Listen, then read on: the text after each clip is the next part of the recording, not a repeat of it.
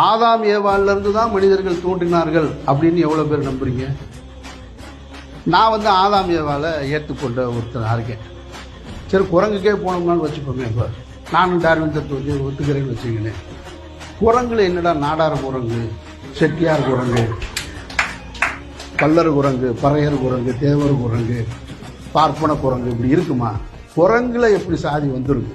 குரங்கு பரிணாம வளர்ச்சி அடையும் போது சாதியும் சேர்ந்து எப்படா வந்துச்சு?